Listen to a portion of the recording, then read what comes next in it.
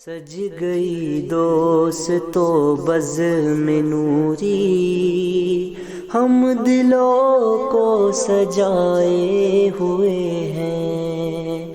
آج موسم آج موسم ہے کتنا سہانا، میرے سرکار آئے ہوئے ہیں۔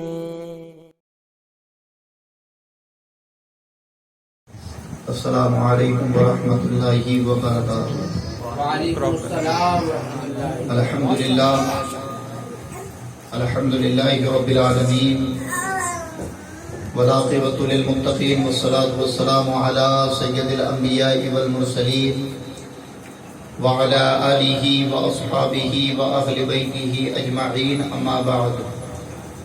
قال اللہ تعالی فی القرآن المجید والفرقان الحمید، بسم اللہ الرحمن الرحیم، ولا تقولوا لمن يقتل في سبيل الله اموات بل احياء ولكن لا تشعرون۔ آمنت باللہ صدق اللہ العظیم وصدق رسوله النبی الامین المتین الکریم، ونحن على ذلك لمن الشاہدین والشاکرین، والحمد للہ رب العالمین۔ قال اللہ تعالی فی شان حبیبہ المصطفى، ان اللہ وملائکتہ یصلون علی النبی، یا ایھا الذین آمنوا صلوا علیہ وسلموا تسلیما۔ اللہم صل علی سیدنا مولانا محمد معدن الجود والکرم، وآلہ وبارک وسلم، صلاۃ وسلام علیک یا رسول اللہ صلی اللہ تعالی علیہ وسلم۔ مختصر حمد و صلاۃ کے بعد قرآن پاک کی مشہور آیت کریمہ تلاوت کرنے کا شرف حاصل کیا۔ متذکرہ آیت پاک کے تحت گفتگو کرنے سے قبل ہم اور آپ اللہ رب العزت کی بارگاہ میں دعا کریں کہ اللہ اپنے حبیب کے صدقے مجھے حق کہنے کی توفیق عطا فرمائے، اور ہم شرکائے بزم کو حق سن کر حق کو قبول کر کر اس پر عمل کرنے کی توفیق عطا فرمائے۔ اللہ کا فضل، اس کا احسان کہ آج بزم نوری کی یہ محفل یہاں منعقد کی گئی، اور اس کا عنوان ایک بڑا ہی خاص اور اصلاحی عنوان ہے کہ شہدائے کربلا کا 40واں کرنا جائز ہے یا ناجائز۔ اسی عنوان کے تحت تھوڑی دیر چند باتیں آپ کے گوشے گزار کروں گا، بالکل دل جمعی اور توجہ کے ساتھ سماعت فرمائیں۔ میں نے قرآن پاک کی آیت کریمہ پڑھی جس میں اللہ فرماتا ہے، وَلَا تَقُولُوا لِمَن يُقْتَلُوا فِي سَبِيلِ اللَّهِ أَمْوَاتٌ۔ وہ لوگ جو اللہ کی راہ میں قتل کیے گئے انہیں مردہ نہ کہو، بَلْ أَحْيَاءٌ وَلَٰكِن لَّا تَشْعُرُونَ، لیکن تمہیں ان کی زندگی کا شعور نہیں۔ اللہ تبارک و تعالیٰ نے شہداء کی حیات اپنی مقدس کتاب قرآن کے اندر بیان فرمائی، لیکن بظاہر اگر دیکھا جائے تو جو اللہ کی راہ میں میدان جہاد میں میدان رن میں ہوتا ہے، اس کا حال یہ ہوتا ہے کہ تواریخ بتاتی ہیں کہ جسم پر کئی گھاؤ پڑتے ہیں۔ کسی کا بازو الگ ہے، کسی کے جسم کے اعضاء ٹکڑے کر دیے گئے، کسی کا سر اس کے جسم سے جدا کر دیا گیا۔ ان کے جسم کو اتنا پامال کرنے کے باوجود بھی رب کائنات ان لوگوں کے لیے فرماتا ہے کہ بل احیاء ولکن لا تشعرون، کہ ان کی حیات کو تم سمجھ نہیں سکتے، ان کی زندگی کو، ان کی حیات کو تم جان نہیں سکتے۔ اس آیت کریمہ کے پڑھنے کے بعد ہو سکتا ہے اور ہوتا ہی کہ انسان اپنی عقل لگاتا اور یہ سوچتا اور اس سوچ سے اس مسئلے کو اخذ کرتا کہ اللہ رب العزت نے اپنی راہ میں قتل ہونے والوں کو مردہ کہنے سے اس لیے روکا چونکہ وہ اللہ کے لیے مارے گئے۔ اللہ کے لیے انہوں نے جان دی تو ادباً اللہ تبارک و تعالیٰ نے انہیں مردہ کہنے سے روک دیا۔ اللہ رب العزت ہمارا خالق، ہمارا مالک، ہمارا پیدا کرنے والا ہے۔ وہ جانتا تھا کہ میں انہیں عقل دوں گا اور یہ اسے لگائیں گے ضرور، اور عقل ہم لگاتے اور نتیجہ یہی اخذ ہوتا کہ بظاہر جسم کٹا ہے، اور اس کے بعد بھی قرآن کہتا ہے کہ انہیں مردہ نہ کہو، تو پھر آدمی نتیجے پر پہنچتا اور فیصلہ کرتا کہ ادباً انہیں مردہ کہنے سے روکا گیا، اصل معنوں میں یہ بھی انتقال ہوئے، انہیں بھی موت آئی ہے۔ اللہ رب العزت ہماری عقلوں کو جانتا ہے، اسی بنا پر اس نے عقل کے اس شبے کو بھی دور کر دیا، اور قرآن کے دوسرے مقام پر فرمایا وَلَا تَحْسَبَنَّ الَّذِينَ قُتِلُوا فِي سَبِيلِ اللَّهِ أَمْوَاتًا، کہ وہ لوگ جو اللہ کی راہ میں قتل کیے گئے بَلْ أَحْيَاءٌ وَلَكِنْ عِنْدَ رَبِّهِمْ يُرْزَقُونَ، کہ انہیں مردہ گمان بھی نہ کرنا، وہ زندہ ہیں اور رزق بھی دیے جاتے ہیں۔ وَلَا تَحْسَبَنَّ الَّذِينَ قُتِلُوا فِي سَبِيلِ اللَّهِ أَمْوَاتًا بَلْ أَحْيَاءٌ عِنْدَ رَبِّهِمْ يُرْزَقُونَ، کہ وہ ایسے زندہ ہیں کہ انہیں رزق بھی دیا جاتا ہے۔ ظاہر ہے کہ اب آدمی گمان کرتا کہ اگر زندہ ہیں تو غذا کی ضرورت ہونی تھی، کیونکہ ایک شخص جب زندہ ہوتا ہے تو اس کے زندہ ہونے کی اصل غذا ہے، اگر وہ بھوکا اور پیاسا رہے تو وہ زندہ نہیں رہ سکتا۔ تو یہ ذہن میں آ سکتا تھا کہ محض اگر زندہ کہے تو کوئی گمان کر کر سوچ لے کہ مردہ کہنے سے، مردہ سوچنے سے اس لیے روکا چونکہ وہ اللہ کی راہ میں مارے گئے۔ اللہ رب العزت نے اس شک کو بھی دور کیا اور کہا کہ وہ ایسے زندہ ہیں کہ انہیں رزق بھی دیا جاتا ہے، تاکہ یہ شبہ بھی ختم ہو جائے کہ زندگی کے لیے رزق ضروری ہے، اور رب کریم شہداء کو رزق بھی عطا فرما رہا ہے۔ اب وہ کیا عطا فرماتا ہے وہ شہداء جو پاتے ہیں وہ جانے، اور جو رب عطا کرتا ہے وہ عطا کرنے والا رب جانے۔ لیکن اس نے ہمارے ذہن میں اٹھنے والے تمام سوالات کو ختم کر دیا، اور ایسا شہداء کی ذات اور ان کی حیات کو بیان فرمایا کہ ذرہ برابر بھی ذہن میں شک پیدا کرنے والا اگر عقل کے گھوڑے زیادہ دوڑائے تو ایسا نہ ہو کہ وہ مرتد ہو جائے، اور اگر وہ اپنے گمان کو دین اور کتاب پر غالب لائے تو دائرہ اسلام سے باہر ہو جائے۔ اللہ نے تمام شک و شبہات کو ختم کر دیے۔ اب رہی بات کہ شہداء جو ہیں انہیں تکلیف ہوتی ہے یا نہیں ہوتی، کہ جب یہ میدان جنگ میں ہوتے ہیں اور ان پر تیر، تلوار اور نیزوں کی بارش ہوتی ہے تو انہیں تکلیف ہوتی ہے یا نہیں ہوتی؟ اور عام طور پر روایات میں ہے کہ انہیں ذرہ برابر بھی تکلیف نہیں ہوتی۔ ایک شخص امام جلال الدین سیوطی کے پاس پہنچا اور جا کر کہنے لگا حضور یہ بتائیں کہ ہم نے سنا ہے کہ جو لوگ اللہ کی راہ میں قتل ہوتے ہیں، جہاد کرتے ہیں، ان کے جسموں پر جو وار لگتے ہیں تو ان واروں کا ان پر کوئی اثر نہیں ہوتا، ان ضربوں کا انہیں کوئی زخم نہیں ہوتا، کوئی تکلیف نہیں ہوتی۔ تو امام جلال الدین سیوطی فرماتے ہیں بالکل یہ صحیح بات ہے۔ کہا اس پر کوئی دلیل ہے؟ تو آپ قرآن مقدس سے دلیل دیتے ہیں، اور قرآن مقدس کا ایک مشہور واقعہ سورہ یوسف کا وہ سناتے ہیں۔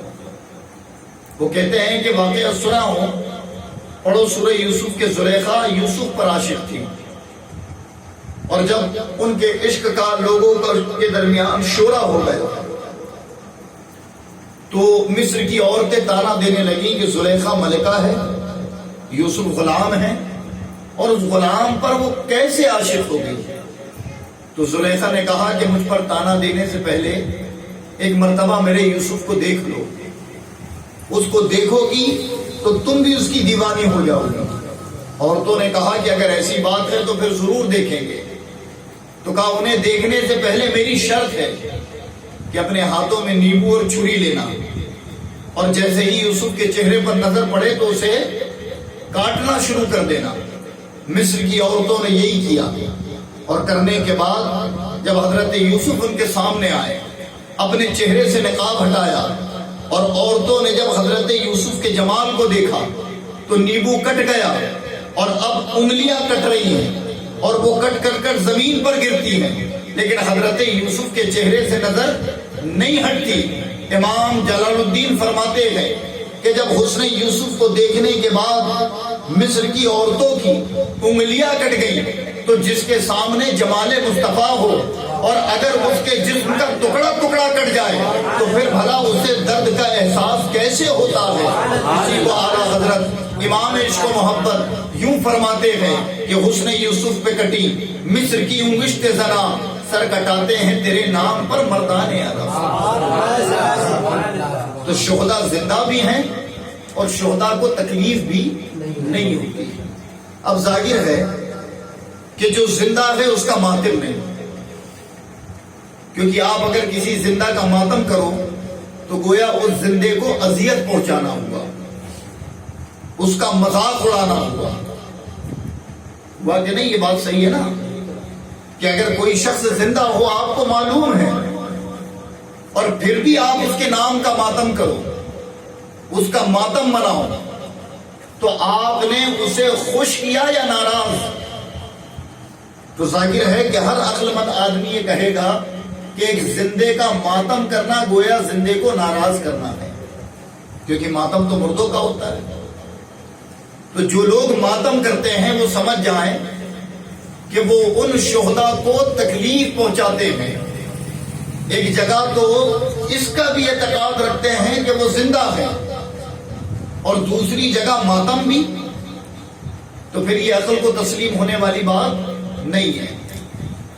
اب رہی بات کہ جو آج کا اصل عنوان, یہ تمہید کے بعد وہ بہت اچھے سے سمجھ آئے گا, اسی لیے یہ تمہید میں نے اتنی لمبی بنائی کہ شہداء کربلا کا 40واں جو کیا جاتا ہے یہ کرنا جائز ہے یا نہیں. تو سب سے پہلی چیز تو یہ ہے کہ 40واں ایک مستحب عمل ہے جس کو اہل سنت کرتی ہے اپنے مرحومین کے ایصال ثواب کے لیے. کس کے لیے؟ مرحوم کے ایصال ثواب کے لیے.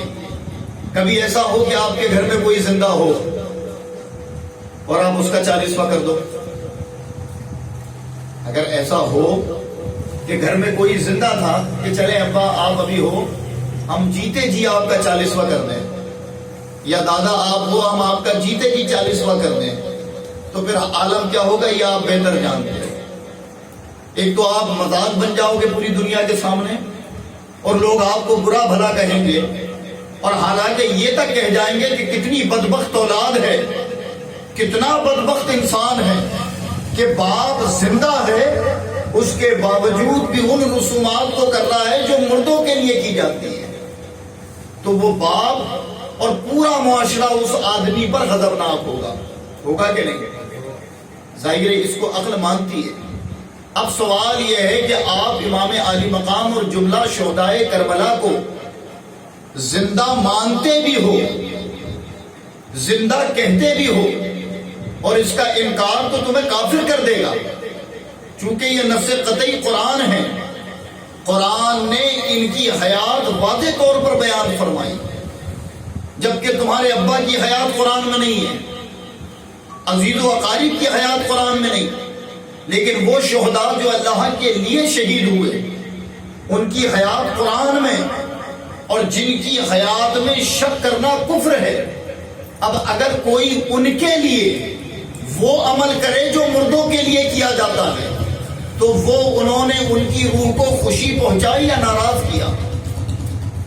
یہ فیصلہ خود کریں گے نا بھائی. جیتے جی اگر ہم کسی کا 40واں کریں وہ ناراض ہوگا, تو جب آپ مانتے ہو کہ وہ زندہ ہے تو پھر زندوں کا 40واں کیسے ہے نا؟ تو یہ ہے کہ اس کو 40ویں کا نام دے کر کرنا یہ ایک نئی ایجاد ہے. سمجھ آئی؟ یہ ایک نئی ایجاد ہے. 40واں کرنا بالکل جائز. اس کو عربی میں کہتے ہیں اربعین. اربعین یعنی 40.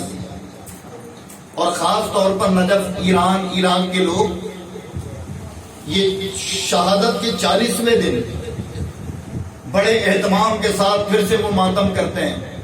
اور ان کا یہ طریقہ پھر وہ رواج ہندوستان میں اور الگ علاقوں میں آیا, اور لوگوں نے شہادت کے 40ویں دن ایک نیاز کا اہتمام کیا اور اس کو منسوب کیا 40ویں کے نام پر. بلا شبہ اگر اہل بیت کے نام پر کسی نیاز کا, لنگر کا, جشن کا, محفل کا انعقاد ہوتا ہے تو یہ ہمارے لیے ایک ذریعہ نجات ہے, یہ نجات کا ذریعہ ہے. لیکن چونکہ آنے والی نسلوں کو ایسی چیزوں کا سامنا نہ کرنا پڑے کہ ان کے سامنے کوئی سوال کرے اور یہ جواب دینے کے قابل نہ بچے, کہ ایک جگہ زندہ بھی کہو, دوسری جگہ رسومات مردوں کی اپناؤ, تو پھر یا تو تم زندہ کہہ لو یا مردہ, کیونکہ زبان سے زندہ کہو اور عمل سے مردہ ثابت کرو تو کہیں نہ کہیں یہ بھی بے ادبی ہے. تو 40واں شہدائے کربلا کا 40واں کے نام پر کرنے سے بچنا چاہیے. اگر آپ کو کرنا ہی ہے 40ویں دن تو کریں, شریعت میں اس کے لیے کوئی قباحت نہیں. لیکن میں ایک نیا نام دیتا ہوں, اس نام کے تحت اس مجلسوں کو انعقاد کریں, اور وہ نام کیا دیں جو قرآن نے دیا ہے. ہم 40ویں دن ضرور فاتحہ دلائیں, لنگر کرائیں, محفلیں سجائیں, لیکن اس کو محفل چہلم کا نام نہ دیں, بلکہ اس محفل کا نام دیں کہ آؤ مناؤ بیٹھ کر جشن حیات شہدائے کربلا.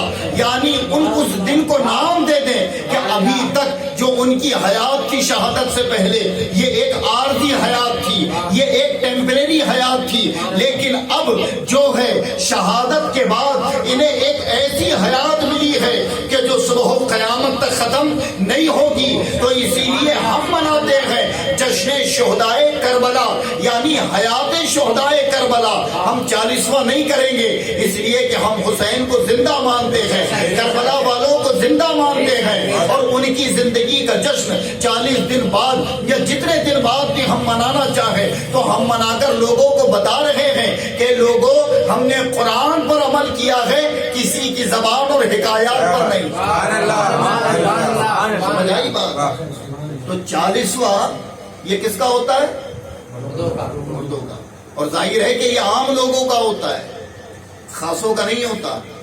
جیسے عام طور پر ایک مثال ہے, آپ کے یہاں اگر کسی کا انتقال ہو, اور جب انتقال ہوتا ہے تو سالانہ جو فاتحہ ہوتی ہے اسے کیا کہتے ہیں؟ برسی. اچھا یہی کسی اللہ والے کا ہو تو کیوں فرق کہ تمہاری ہو تو برسی یعنی سالانہ فاتحہ, اور کسی اللہ والے کا ہو تو عرس یعنی خوشی کا دن. عرس کا معنی عروس خوشی ہے کہ خوشی کا دن, اور تمہاری اور ہماری ہو تو برسی. تو یہاں فرق خود ہم نے بنایا کہ جب کسی خاص کا ہوتا ہے تو عرس ہوتا ہے, عام کا ہوتا ہے تو برسی ہوتی ہے. تو پھر امام حسین سے زیادہ خاص اور کون ہے؟ شہدائے کربلا سے زیادہ خاص اور کون ہے؟ اہل بیت اطہار سے زیادہ خاص کون ہے؟ اور ظاہر ہے کہ میرا وجدان کہتا ہے کہ کربلا میں 10ویں تاریخ, کربلا میں جتنے شہداء اور اہل بیت پہنچے تھے ان کی زندگی کا سب سے خوشی کا دن تھا, اس لیے کہ انہیں معلوم تھا کہ بظاہر ہم شہید تو ہو رہے ہیں, لیکن اب صبح قیامت تک لوگ اپنے باپ داداؤں کو تو مردہ کہیں گے, لیکن جب ہمارے لیے اپنی زبان کھولیں گے تو ہمیں زندہ کہہ کر بلند آواز سے فخر کے ساتھ ہماری حیات کا تذکرہ کریں گے, اور ہماری حیات کے توسل رب کی بارگاہ ہمیں فریادیں کیا کریں.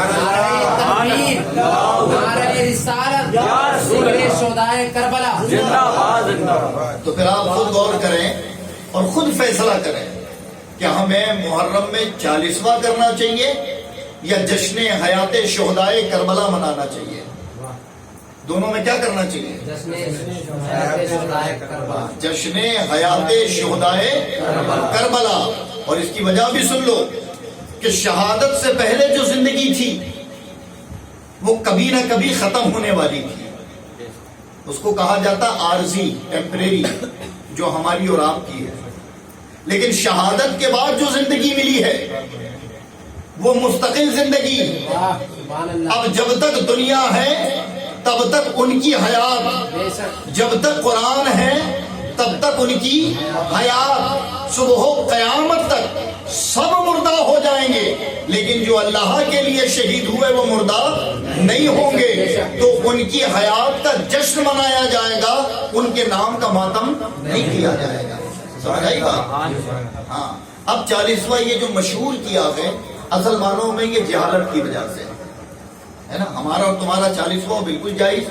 آپ 40 پہ دن ہی فاتحہ رکھو. میں نہیں کہہ رہا ہوں کہ دن بدل دو، تاریخ بدل دو. آپ 40ویں کے دن رکھو، لیکن بس ایک لفظ جو بولتے ہو یہ شان کے مطابق نہیں ہے کہ 40واں ہے، چہلم ہے، یہ کہنا بند کر دو.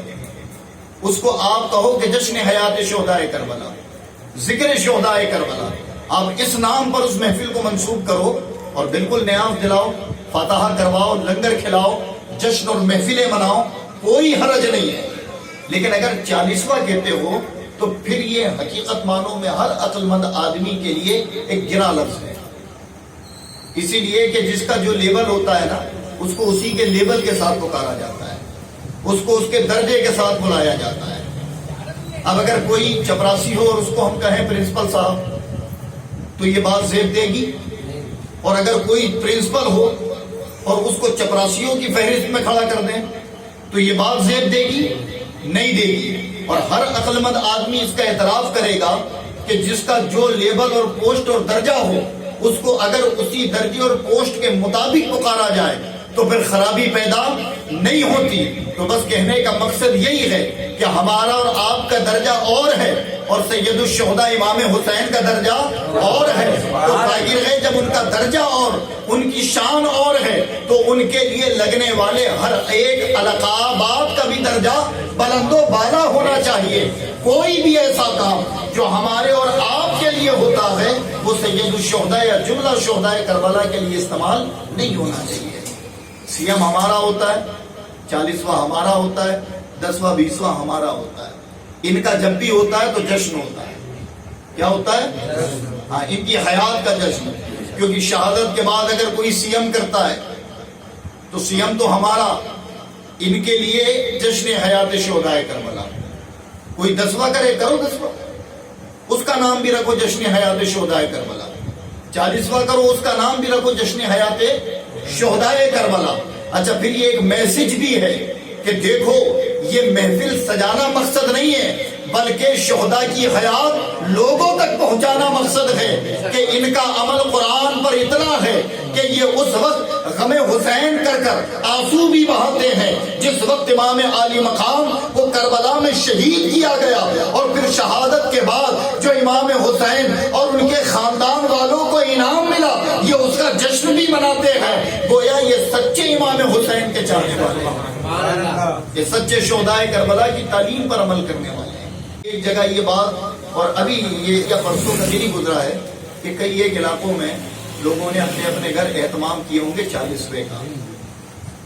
تو 40واں کرنے کی مخالفت نہیں کر رہا ہوں میں، بس سمجھداری کی کچھ باتیں آپ کو بتائی ہیں کہ 40واں تو ہمارا اور آپ کا ہوتا ہے اور ہمارے لیے کوئی حیات نہیں ہے. بظاہر ہم گئے، اب بروز محشر اٹھیں گے، بروز محشر حساب و کتاب ہوگا، وہاں پیش ہوں گے. لیکن قرآن کہتا ہے کہ شہداء زندہ ہیں، تھے نہیں، ہیں کہتا ہے، یعنی موجود ہیں، زندہ ہیں، اور ایسے زندہ ہیں کہ رزق بھی دیا جاتا ہے. ذہن کے جتنے سوال اور جتنے شبہات انسان کے اندر پیدا ہوتے اللہ نے قرآن کے ذریعے اس سب کو ختم کر دیا. کہ کوئی عقل لگاتا کہ ادبن کہا، اللہ نے کہا سوچنا بھی مت. سوچ عقل سی لگتی ہے، اللہ نے فرما دیا انہیں مردہ سوچنا بھی مت. اب کوئی سوچنے سے منع کیا. اگر زندہ ہیں تو پھر کھاتے کیا ہیں؟ تو رب نے کہہ دیا ان ربہم یرزقون، انہیں رزق بھی دیا جاتا ہے. اب اس پر بھی کوئی شبہ پیدا نہ ہو. تو تو جب رب نے کوئی شبہ نہیں چھوڑا تو پھر ہم اپنے عملوں سے کسی کے ذہن میں شبہ پیدا کیوں کریں کہ ایسے عمل کے جس سے لوگوں کو لگے کہ یہ عام لوگوں کی طرح ان کے معاملات کر رہا ہے. تو اسی لیے 40واں جو 40 ہے، 40 جس کو کہتے ہیں 40واں دن شہادت کے بعد، آپ اس دن نیاز دلائیں، لنگر کرائیں، لیکن اس کا نام بدل دیں. اور انشاءاللہ اگر ہماری کوشش رہی تو آنے والی نسلوں میں بچہ یہ کہے گا کہ جیسے ہی اسے پتا چلے گا آج شہادت کو 40 دن پورے ہو چکے ہیں تو وہ اپنے اپنے گاؤں بستی علاقوں میں جشن کریں گے، اور وہ جشن کا نام ہوگا جشن حیات شہدائے کربلا. اور وہ قرآن کے اس پیغام کو لوگوں تک پہنچائیں گے کہ 40واں کرنے والے وہ ہیں جو امام حسین کو زندہ نہیں جانتے، ہم تو وہ ہیں کہ شہدائے کربلا کے تمام شہیدوں کو زندہ جانتے ہیں، اور زندوں کا ماتم نہیں ہوتا، ان کا جشن ہوتا ہے. سمجھ آئی؟ ان کا کیا ہوتا ہے؟ جشن ہوتا ہے. تو 40واں کرنا تو بالکل جائز ہے، لیکن 40واں عام لوگوں کا ہے، مردوں کا ہے، اور جو زندہ ہے، اور اگر اس کا 40واں کرو گے تو ظاہر ہے کہ یہ عقل کے بھی خلاف ہے نا. میں نے شروع میں ہی کہا نا کہ کسی زندے کا 40واں کرو، کبھی کر دیکھ لو کہ جس کو تم زندہ بھی مان رہے ہو اور پھر اس کا 40واں کر رہے ہو تو وہ تم سے خوش ہوگا، ناراض؟ کیا ہوگا؟ یہ ایک نام ہے، لیکن یہ نام منسوب ہی کیا اس لیے ہے کہ بھائی کسی کا جب انتقال ہو تب کیا جاتا ہے، اس لیے منسوب کیا گیا نا. جہلم اسی لیے منسوب کیا گیا کہ 40 دن ہو گئے اب کر لیتے ہیں، یعنی اب وہ شخص دنیا میں نہیں رہا تو اس کے ایصال ثواب کی محفل. لیکن جو موجود ہے، حیات میں ہے، پھر اس کے لیے وہ رسموں کو کرنا جو کسی مردے کے لیے کرتے ہیں، انتقال شدہ کے لیے کرتے ہیں، تو یہ عقل تسلیم نہیں کرتی. تو 40ویں دن فاتحہ ہو، نیاز ہو، لنگر ہو، کوئی حرج نہیں، لیکن بس اس میں طریقہ یہ ہونا چاہیے کہ اس کو آپ 40ویں کا، 10ویں کا، 20ویں کا نام نہ دے کر ذکر شہدائے کربلا، حیات شہدائے کربلا، ذکر اہل بیت، ان ناموں سے منسوب کر آپ کریں تو کوئی قباحت اور کوئی حرج نہیں ہے. جو لوگ 40ویں کے نام پر کرتے ہیں ان پر بھی کوئی حکم شرع نہیں آتا، لیکن چونکہ وہ اس گہرائی کو سمجھ نہیں پائے کہ یار 40واں عاموں کا ہوتا ہے اور ہم خاصوں کا کر رہے ہیں، تو اس کے لیے لفظ اور نام بھی خاص ہونا چاہیے. تو بس ہم نے لفظ اور نام خاص کرنا ہے. جیسے بزرگوں کے لیے ہم برسی نہیں کہتے، ہم عرس کہتے ہیں، ہمارے گھروں کے مرحوم کی برسی ہوتی ہے. ایسے ہی جب شہدائے کربلا کی بات آئے تو ان کے لیے ہم کہتے ہیں یوم شہادت. کیا کہتے ہیں؟ یوم شہادت. ہم لوگوں کا یوم وصال ہوتا ہے، ان کا کیا ہوتا ہے؟ یوم شہادت. سمجھ آ گئی؟ تو اسی طریقے سے ہمارا 40واں ہو تو ان کا جشن حیات ہو. یہ لفظ اس لیے میں کہہ رہا ہوں، اس کو بار بار غور سے سنیں. یہ جشن حیات جو میں نے کہا نا، اس کی وجہ کیا ہے کہ شہادت سے پہلے جو زندگی تھی وہ عارضی زندگی تھی. کلو نفس ذائقۃ الموت، کہ ذائقہ چکھنا تھا، وہ چکھ لیا، اور اس ذائقے کو چکھنے کے بعد رب نے حیات جاودانی عطا فرمائی. یعنی اب وہ زندگی کب تک باقی ہے یہ رب جانے جو عطا کیا ہوا ہے. اور رب رزق دینے کا بھی وعدہ کرتا ہے. یعنی ان کی حیات تب تک ہے جب تک قرآن ہے، جب تک قرآن ہے تب تک شہداء کی حیات ہے. تو بالکل یہ جائز ہے کرنا، لیکن اس کا نام 40واں نہیں ہونا چاہیے. ان ناموں میں سے کوئی ایک نام، اور بالخصوص ہم ایک آغاز کریں نا کہ ہم کرتے ہیں تو ہم اس کو نام دے جشن حیات شہدائے کربلا، تاکہ ہماری آنے والی نسلیں لوگوں کو بتائیں کہ شہداء کو مردہ نہیں کہنا ہے. جو اللہ کی راہ میں شہید ہوئے وہ حیات ہیں، وہ زندہ ہیں، اور رب کریم نے انہیں بڑا عرفہ والا مقام دیا، یہاں تک کہ رب انہیں رزق بھی عطا فرماتا ہے. اللہ تبارک و تعالی ہمیں کہنے سننے سے زیادہ عمل کی توفیق عطا فرمائے. استغفر اللہ ربی من کل ذنب واتوب الیہ، لا الہ الا اللہ محمد رسول اللہ صلی اللہ علیہ وسلم.